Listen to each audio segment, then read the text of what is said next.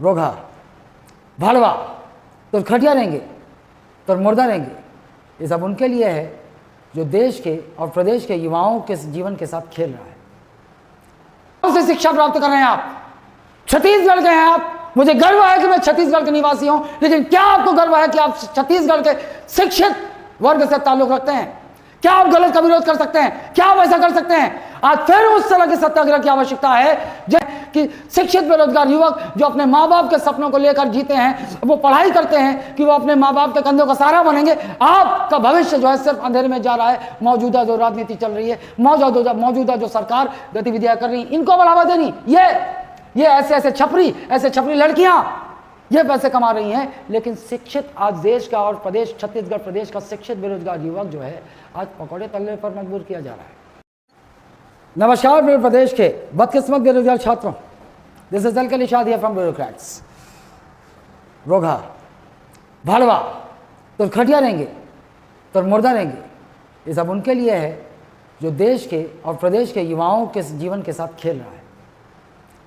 कोई गोबर बनवा रहा है, कोई ऑनलाइन जुआ खिलवा रहा है, कोई उन्हें पकौड़े तलवा रहा है। देश की और प्रदेश की नियति ये है कि क्या बीजेपी, क्या कांग्रेस सिर्फ प्रदेश के बेरोजगार युवकों के जीवन के साथ खेला जा रहा है। सीएम साहब का ये ट्वीट तब आता है जब शिक्षक भर्ती के छात्र जो है रोड पर होते हैं और एसआई जो 5-6 सालों से लटकी हुई है रमन सिंह के सरकार से लेकर अब तक, तब सीएम साहब ये ट्वीट करते हैं और लोगों को ये झांसे में लाने की कोशिश करते हैं कि इतने पद इन्होंने निकाल दिए, जबकि इनमें से आधे पद जो है वो हो चुके हैं ऑलरेडी। और ये उप निरीक्षक और प्लाटून कमांडर की पद बता रहे हैं। पहले पुराने एसआई का रिजल्ट निकाल दीजिए, वो भी तब जब हाई कोर्ट ने आपको 3 महीने का समय दिया था, 3 महीने में रिजल्ट जारी करने का आदेश दिया था। क्या संवैधानिक तंत्र जो है सरकारों की बपौती हो चुकी है? क्या ये मान लें? क्या तानाशाही इस देश में, इस प्रदेश में हावी हो चुका है? ये मान लें। और ये क्या है, प्रदेश में एसआई के 263 पदों की होगी भर्ती, वित्त विभाग ने दी मंजूरी। ऐसा खबर आप पेपर में निकलवा देते हैं, ये आप भी निकलवाते हैं और ये कोचिंग संस्थान में निकलवाते हैं ताकि उनका धंधा चल सके, 4-5 महीने की क्रैश कोर्स शुरू कर सके और धंधा कर सके। मैं बताता हूँ छात्रों आपको, इसके 2 कारण होते हैं। जब भी कोई आंदोलन, जब भी तरह छात्र किसी आंदोलन में लगने की तैयारी करते हैं, किसी आंदोलन की तैयारी होती है, तो सरकारें ये चाल चलती हैं, इस तरह से कोई छोटी मोटी वैकेंसी निकाल देती हैं ताकि वो रोजी रोटी से त्रस्त छात्र, वो जो रोजी रोटी के लिए तरस रहे छात्र, वो जो है वो इन छोटी मोटी वैकेंसी की तैयारियों में भिड़ जाए और आंदोलन तितर बितर हो जाए। और एक और बात, कोचिंग भी इस तरह से मीडिया वालों को पैसे देकर जो है समय समय पर न्यूज़ निकालती रहती ताकि उनके 4-5 महीने के बैच चलते रहे और उनकी कमाई हो सके। ये चाल कब समझेंगे आप लोग? कब समझेंगे आप लोग? जब तक आप लोग नहीं समझोगे, ये राजनीतिक संगठन, ये सरकारें, ये कोचिंग संस्थानें आपको बेवकूफ़ बनाती रहेंगी और आपकी मनोभावना का, आपकी मजबूरी का, आपके सपनों का सौदा करती रहेंगी और ये हमेशा होता रहेगा। आज मैं आपको इन राजनीतिक संगठनों और सबकी पोल खोलने आया हूँ। ये साहब कहते हैं कि ये जनता की सेवा नहीं कर पा रहे थे आईएएस रहते हुए, इन्होंने आईएएस की नौकरी छोड़ दी और राजनीति ज्वाइन कर ली। राजनीति, मैं कहता हूं कि राजनीति इस कलयुग में केवल वही कर सकता है जो अव्वल दर्जे का मक्कार हो, जो अव्वल दर्जे का झूठा हो, जो अव्वल दर्जे के लोगों को ठगने में माहिर हो। ये साहब आईएएस रहते हुए लोगों की सेवा नहीं कर पाए और राजनीति में आके सेवा करना चाहते हैं। चलिए राजनीति में आ गए, ये प्रदेश के वित्त मंत्री भी बन गए। ये वही हैं जो बेरोजगार युवकों के कंधे पर रखकर जिन्होंने बंदूक चलाया है, जिनके सहारा लेकर ये आज इस मंत्री पद तक पहुंचे हैं। और आज जब आप बेरोजगार छात्र अपना दुखड़ा लेकर इनके पास पहुंचते हैं तो ये धुतकार देते हैं और ये कहते हैं कि प्रदेश के पास पैसा नहीं है। कौन सा पैसा नहीं है? पैसा सरकारों के पास ना हो, पैसा मंत्रियों के पास ना हो, ऐसा हो ही नहीं सकता। प्रधानमंत्री हो, चाहे राज्य में मुख्यमंत्री हो, चाहे राज्य में गृह मंत्री हो, चाहे वित्त मंत्री हो, जैसे ही सरकारें बनती हैं तो आपको बता देता हूं उनके सारे नात, रिश्तेदार, दोस्त यार एजेंट के रूप में एक्टिव हो जाते हैं। कॉर्पोरेट कंपनियों के लिए अलग एजेंट तैयार कर दिए जाते हैं, ट्रांसफर बिजनेस के लिए अलग एजेंट तैयार कर दिए जाते हैं। और ये खुद जो ट्रांसफर बिजनेस का आरोप लेकर आए थे, आप बता दीजिए, किसी अपने घर में पूछिए, अपने रिश्तेदारों में पूछिए कि ट्रांसफर बिजनेस किस तरह चला रहे हैं ये, या कोई भी सरकार चलाती है। ट्रांसफर बिजनेस सबसे प्रमुख व्यापार है। उसके बाद जो है बड़े बड़े इंडस्ट्रियलिस्ट, उनको ठेके दिलवाने का करोड़ों अरबों रुपए का ये अलग से दलाली का व्यापार चलता है, या फ्री पीएससी कोचिंग का टेंडर दिलवाने का 30% का अलग से दलाली का व्यापार चलता है, चाहे रेत खदानों का व्यापार चलता है। ये सारी चीजें दलाली पर चलती है। क्या कांग्रेस, क्या बीजेपी ये सारी दलाली के व्यापार चलते हैं। बस सरकारों के पास ये दुहाई देते हैं कि सरकारी खजाने में फंड नहीं है, जबकि इन नेताओं के फर्जी अकाउंट, स्विस अकाउंट पर हजारों करोड़ों और अरबों का लेन देन होता रहता है। आप सिर्फ बेवकूफ बनाए जाते हैं। आज ये बेरोजगार छात्रों की स्थिति है और ये भगत सिंह है। ये कहते हैं विद्यार्थियों का मुख्य काम पढ़ाई करना है, लेकिन देश की सामाजिक आर्थिक परिस्थितियों को जानना, समझना और उसमें बदलाव लाना अगर उस शिक्षा में शामिल नहीं है तो ऐसी शिक्षा को निकम्मी समझता हूं। कौन सी शिक्षा प्राप्त कर रहे हैं आप जो गलत हो रहा है और आप चुप बैठे देखते रहते हैं? कौन सी शिक्षा प्राप्त कर रहे हैं आप?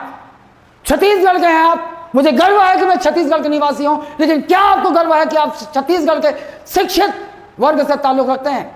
क्या आप गलत का विरोध कर सकते हैं? क्या आप ऐसा कर सकते हैं? आज फिर उस तरह के सत्याग्रह की आवश्यकता है जिस तरह की सत्याग्रह की आवश्यकता जो है 1920 और 30 के समय में पड़ी थी, जिस समय भगत सिंह जैसे क्रांतिकारी युवा पैदा हुए थे और उन्होंने अंग्रेजों की गुलामी के विरुद्ध बिगुल छेड़ा था, अंग्रेजों की उन चालाकियों को समझा था। क्या आप इन राजनीतिज्ञों की चालाकी नहीं समझ पा रहे हैं?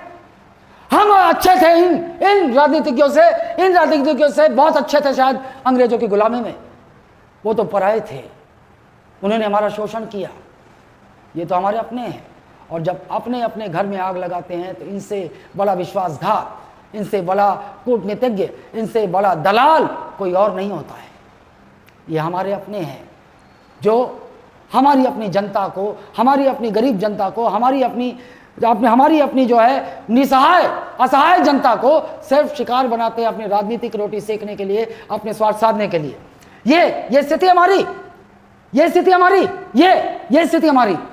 आप पिछले 2-3 सालों में अंदाजा कीजिए कि ऐसे फर्जी बाबा ये ऐसे फर्जी बाबा है जो हिंदुत्व का नारा रचते हैं और बांग्लादेश में हिंदुत्व खतरे में होता है तो वहां सांप सूंघकर ये बैठ जाते हैं। ये ऐसे बाबा हैं जो चमत्कार का दावा करते हैं, बालाजी का दावा करते हैं और कोरोना में ये छुप कर बैठ जाते हैं। ये ऐसे बाबा जी, रेड्डी अन्ना, ऐसे ऑनलाइन जुए के धंधे चल रहे हैं खुलेआम इस सरकार में, और आप उम्मीद करते हैं कि शिक्षित बेरोजगार युवकों के साथ न्याय होगा। ऐसे बैठे बैठे कोई न्याय नहीं होने वाला। ये ड्रीम 11 खुलेआम चल रहे हैं, ऑनलाइन सट्टे खुलेआम चल रहे हैं इस सरकार में, और हम उम्मीद करते हैं कि शिक्षित बेरोजगार युवक जो अपने माँ बाप के सपनों को लेकर जीते हैं, वो पढ़ाई करते हैं कि वो अपने माँ बाप के कंधों का सहारा बनेंगे। आपका भविष्य जो है सिर्फ अंधेरे में जा रहा है। मौजूदा जो राजनीति चल रही है, मौजूदा जो सरकार गतिविधियां कर रही है, इनको बढ़ावा देनी।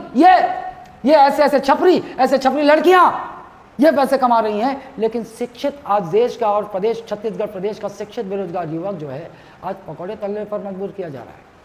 आज मजबूर किया जा रहा है वो अपने माँ बाप के कंधे पर जो है सर रखकर वो ये सहानुभूति भी न दे सके कि पापा मैं फेल हो गया नौकरी में।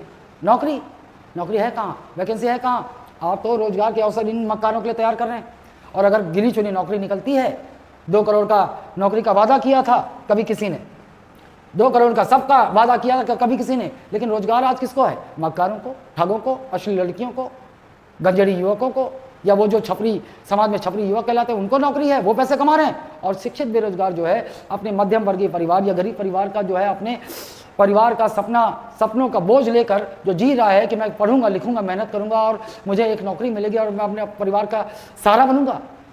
आप माफ़ कीजिएगा, आप सिर्फ ठगे जा रहे हैं, आप सिर्फ बेवकूफ़ बनाए जा रहे हैं, और अब भी आप शांत हैं तो आप इस देश के किसी काम के नहीं हैं। आपको उठ के खड़ा होना होगा, आपके अधिकारों के लिए लड़ना होगा, वरना ऐसे समाज विकसित किया जा रहा है जहाँ सिर्फ ठग मक्कार वो अपना जीवन यापन करेंगे, और शिक्षित बेरोजगार युवक जो है इस प्रकार भीड़ में जो है अपनी नौकरियों का हक मानते सिर्फ रोते रहेंगे, बिलखते रहेंगे। फैसला आपके हाथ में है, निर्णय आपको लेना है। धन्यवाद।